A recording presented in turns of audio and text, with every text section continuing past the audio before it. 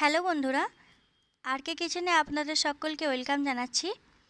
আজকে আমি তৈরি করে দেখাচ্ছি সীতাভোগ।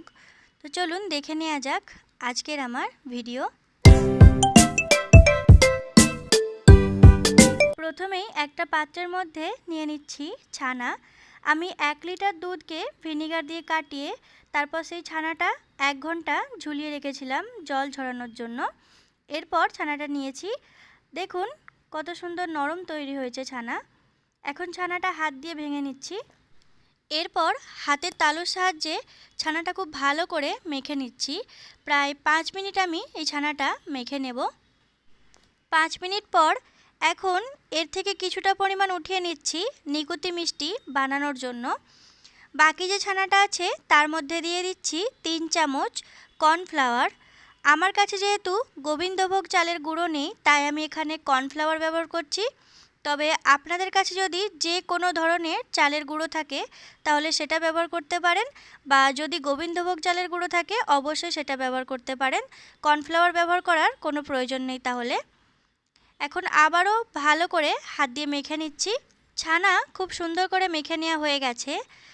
এখন যে ছানাটা উঠিয়ে রেখেছিলাম নিকুতি মিষ্টি বানানোর জন্য, তার মধ্যে দিয়ে দিচ্ছি 1 টেবিল চামচ ময়দা, আর দিচ্ছি 1 চিমটে বেকিং পাউডার। আপনাদের কাছে খাবার সোডা থাকলে সেটাও ব্যবহার করতে পারেন, তবে 1 চিমটি ব্যবহার করবেন। এখন এটাও খুব ভালো করে মেখে নিচ্ছি। এখন ছোট ছোট করে আমি নিকুতি মিষ্টিগুলো বানিয়ে নিচ্ছি।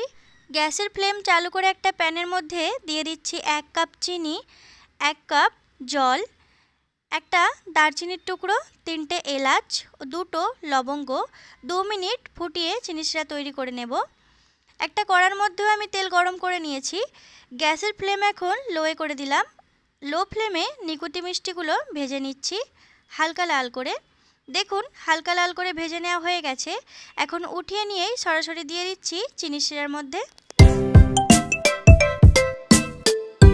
গ্যাসের ফ্লেম এখন লোয়ে করে দিয়েছি।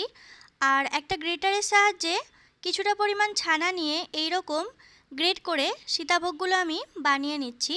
সীতাভোগ কয়েক সেকেন্ড ভেজে নিচ্ছি আমি, বাস 2 থেকে 3 সেকেন্ড, তারপর উঠিয়ে নিচ্ছি। বেশিক্ষণ ভাজার কোনো প্রয়োজন নেই। একইভাবে আমি সবগুলো বানিয়ে নেব। দেখুন কত সুন্দরভাবে সীতাভোগগুলো তৈরি হয়েছে। এখন আমি এইগুলোকেও চিনি শিরার মধ্যে দিয়ে দিচ্ছি। তারপর আধ ঘন্টা চিনি শিরার মধ্যে আমি রেখে দেব।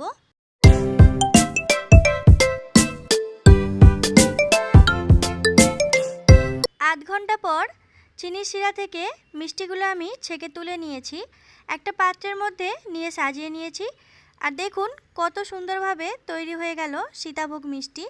আমার আজকের ভিডিও যদি আপনাদের ভালো লেগে থাকে তাহলে আপনারাও বাড়িতে এইভাবে বানিয়ে দেখবেন। বাড়িতে বানালে কমেন্ট করে জানাবেন খেয়ে আপনাদের কেমন লাগলো। ভিডিওটি ভালো লাগলে প্লিজ একটি লাইক দেবেন, আমার চ্যানেলটি সাবস্ক্রাইব করবেন, পাশে থাকা বেল আইকনটি প্রেস করে দেবেন যাতে আমি কোনো নতুন ভিডিও আপলোড করলে সেটা নোটিফিকেশন আপনার কাছে পৌঁছে যায়। ধন্যবাদ।